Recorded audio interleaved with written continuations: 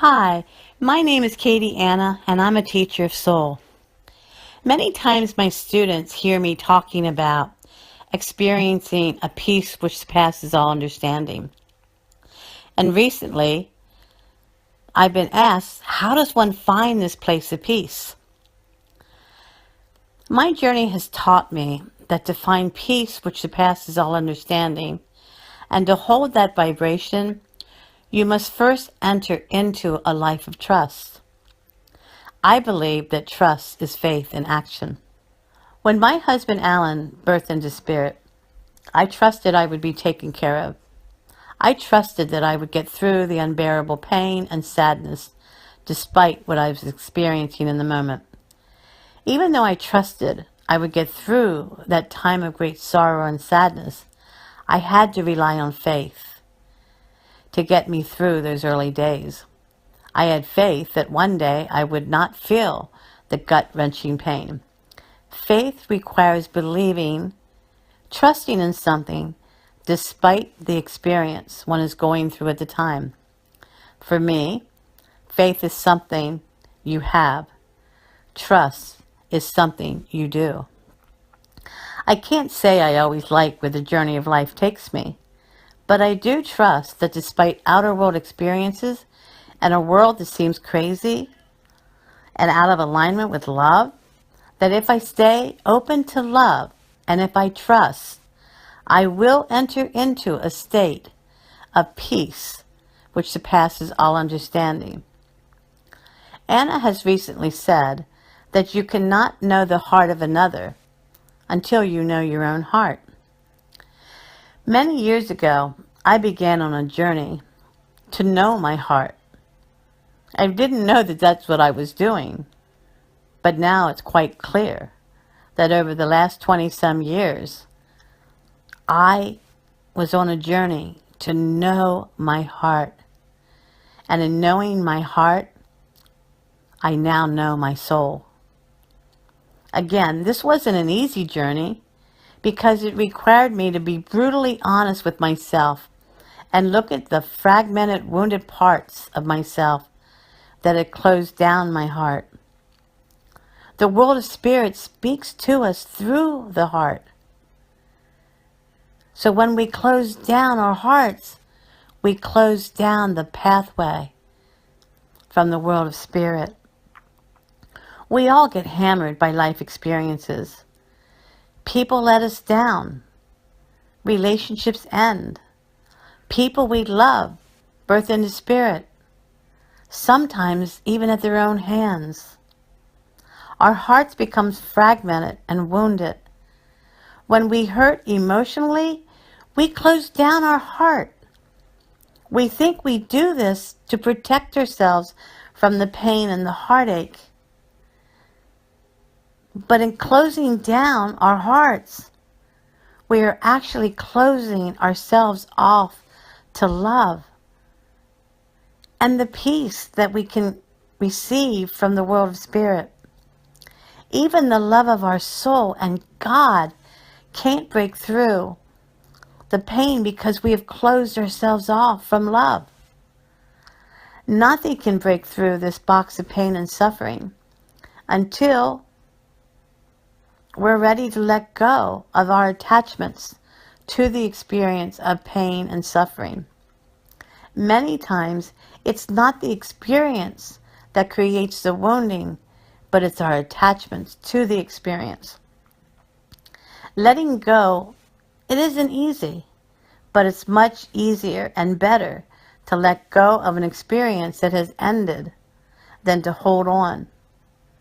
Holding on creates the suffering. Holding on creates the wounding. To open up to love again, you have to give yourself to love. You have to be willing to release the pain, sadness, the anger, whatever emotions that are blocking you from love, so that you can allow love to enter into your life. As I said many years ago, I started healing those fractured, wounded parts of my heart. One of the ways I did this was by reconnecting with my heart. Every day, I began to talk to my heart. Slowly, over time, my heart began to heal. Along the way, I discovered that even in times like the physical death of my beloved husband, as well as difficult times, I remain open to love and trust that this experience has something to teach me, offers me some kind of soul growth and soul expansion. And so in staying open to love and trusting, I began to slowly move through many of the experiences of my life with a peace which surpasses all understanding. I invite you to begin talking to your heart. In fact, let's do that together right now. Okay? Let's begin you talking to your heart right now. Take a few deep breaths, breathing in and breathing out. That's it. Take another deep breath. Now let go, allowing your body and your mind to relax. Another nice deep breath, breathing in and breathing out, letting go, opening up.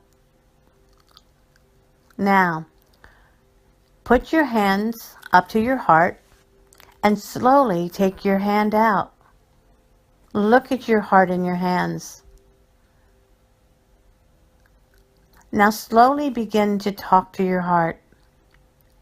Yes, talk to your heart. Tell your heart exactly what you're experiencing. Talk to your heart about your heartache, your sadness, your anger, your loneliness, confusion, whatever it is. Talk to your heart. Look at your heart in your hands. Use your imagination. Use creative visualization.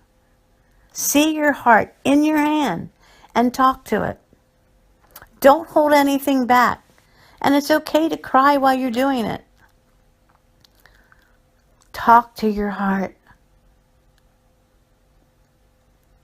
After you're finished talking to your heart, take your hands with your heart in them, back up to your chest, putting your heart back in. Now hold your hands on your heart and sit in silence. Take a deep breath. There you go, breathing in and breathing out. And sit there holding your hands over your heart. With each breath you take, you connect with your heart. With each breath you take, you open up to the love of the world of spirit. With each breath you take, you open up to your soul and to God. That's it. Just sit there in silence, connecting, opening up. Over time, you will begin to heal your wounded, fragmented parts of self. And you will heal your heart. And you will hear your heart speak to you. Again, this is the way that the world of spirit speaks to us, through our heart. So as you heal those fragmented, wounded parts, you'll begin to get that spiritual guidance, that connection. And that's how you feel within you, a peace which surpasses all understanding. Because the world of spirit is guiding you, directing you, and helping you understand. And helping you to stay open to love. Do this every day. Talk to your heart. Every day. This is your only directive. Stay open to love. Stay open to love. I hope that you're starting to understand how to talk to your heart. It's really a simple process, but one we weren't taught when we were children. Begin talking to your heart every day, just like we did during the meditation. I believe in doing so, you will reconnect with the world of spirit, and you'll start getting those intuitive messages, and you'll start seeing the signs of spirit all around you. I am a teacher of soul, and I believe that as incarnated beings, we are the creative force in our life. We don't have much say in many of the experiences that other people create, but we do have say in how we move through the experiences of our life. I invite you to join me on April 23rd to April 27th for the Living from the Heart retreat at the beautiful Mago Retreat Center in Sedona, Arizona. I was given the directive, hold a retreat, hold it in Sedona, and call it the Living from the Heart retreat. I know that those in attendance will experience the love of the angels and the world of spirit, and there will be spontaneous heart healings and awakening during the retreat. Bring your heart to Sedona. Let's heal it together. Blessings. And if you want to know more about my work, you can go to katyeanna.com. KatyeAnn